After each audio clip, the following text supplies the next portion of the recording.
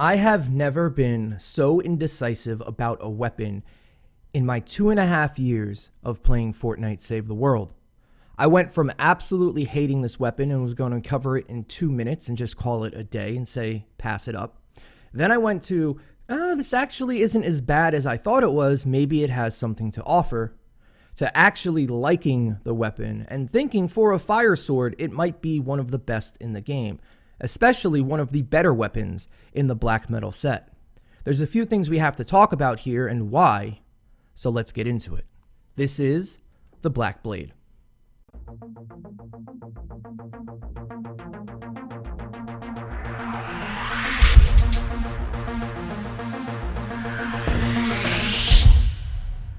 Before we get into the video, just let me know, I'm going to do a video on power creeping. Do you guys know what that is? I feel like it's very important to cover, and I got into an argument about it yesterday with somebody, and I feel like I want to cover that topic. Would you guys be interested in that? Because I feel like it might be, just maybe, ruining the game. But besides that, let's get into the Black Blade. So like I said in the intro, I went from hating this weapon to kind of really liking it. Let's take a look at how I have mine rolled and what the weapon does. We have eliminating an enemy with this weapon reduces your current health by 8% and deals 26 to 151 base damage based on the health that you're missing. In a 0.5 tile radius, can only occur every 3 seconds. So it does have a cooldown, which is okay, but it's only 3 seconds, which isn't too bad. It has a heavy attack, which can be used for mobility and hit multiple targets, so that's something to think about. And the damage is pretty decent. With the way I have this one rolled, I did go Bright Core because I knew it was a slower sword, and honestly, I make everything Sunbeam. I'm just trying out some Bright Core stuff. That's up to you, but I did fine with it once I figured out a build for it. I did more than fine with it. It actually performed a lot better than I thought it would. I went over 3 different builds for you guys, by the way, and I'm going to show all of them and why they work and why they do not work. The rest of the sword is 30% attack speed, 135% crit damage. I made it fire for it to be easier to test, and all of the footage you're going to see is from the same exact mission, so I hope that's helpful. I can't always do that, but I was able to do it here. 30% crit rating, and then the unique 5th perk, which adds up to 80% bonus damage based on percentage of your missing health. Before we get into the actual details of the weapon, I want to talk to you about post-hit delay. What that is after you press a button, your character goes through an animation. After that animation happens, you can resume whatever you were doing, whether that's walking without swinging, so like a little faster of a walk, or being able to jump away, etc., etc. Some things cancel out post-hit delays, such as an ability. So if you're swinging and you press X and you do your kunai storm, it will get you out of your hit animation. However, not everything does that. And that is why I think partly I did not like the scythe.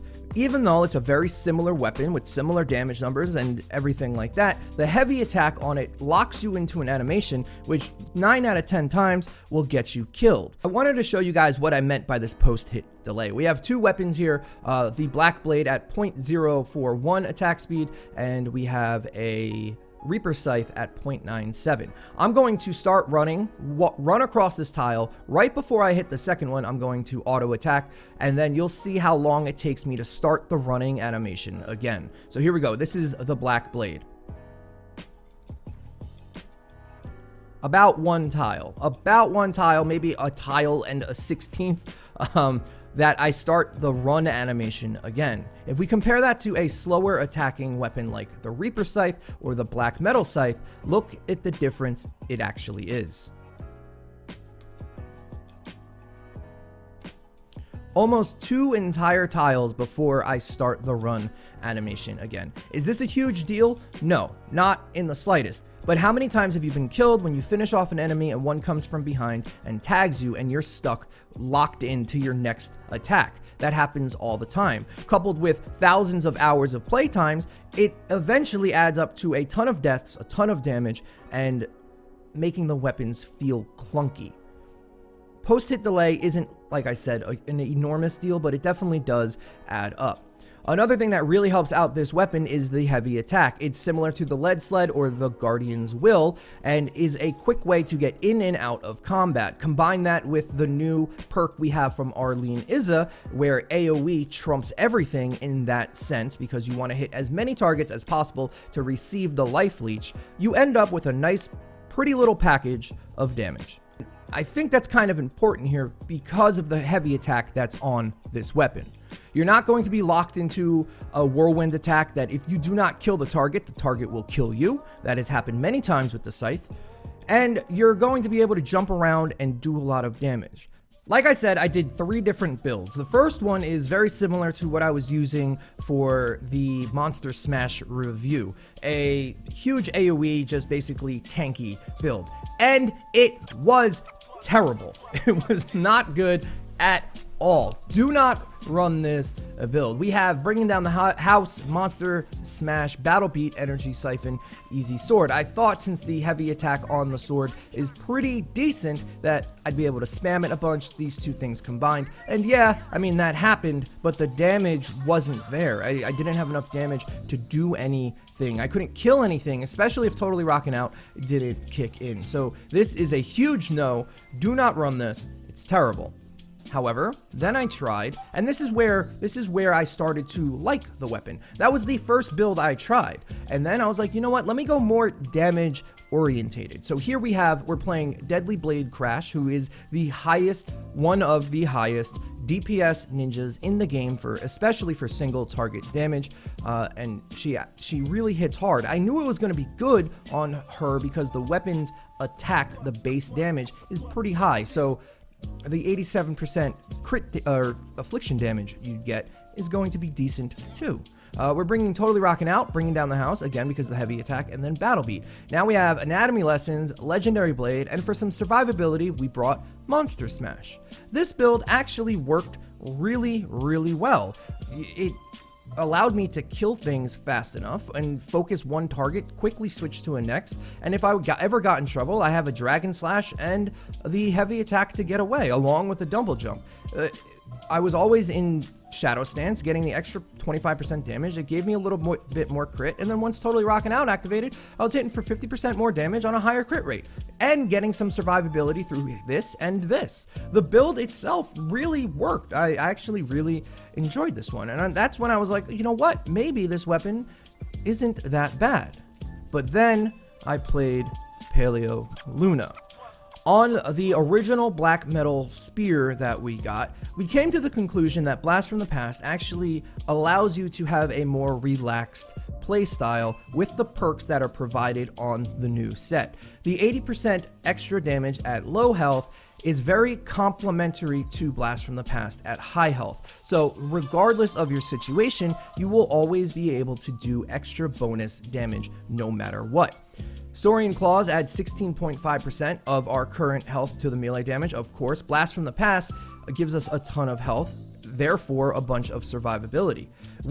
If we get in trouble, we do 80% extra damage, and we're hitting for like 150 to 200k per swing. And then if we really need to heal up and do something big, we can use the heavy attack, hit multiple targets, and if you have the energy to do 2 in a row, you will get healed to full.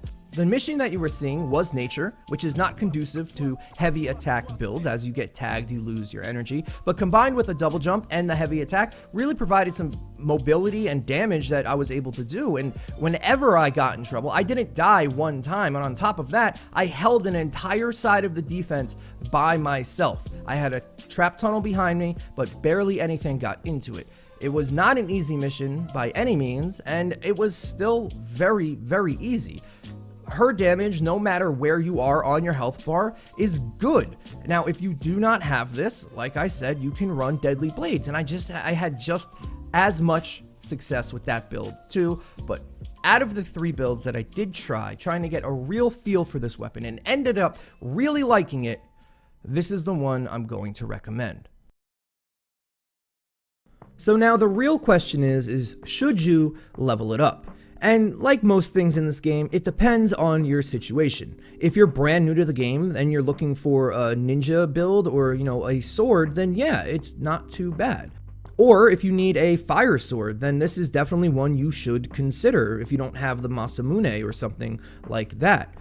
Granted, you can only roll it physical or fire, so it definitely loses points there, but in perfect scenarios like a nature mission that you're going to be running a lot and you want to play a ninja, then it will be one of your better weapons that you can use. The fact that it can only run fire or physical definitely loses points though, and I wouldn't use this sword in really every mission. But when I'm playing a ninja on a specific mission, this sword really does come in handy.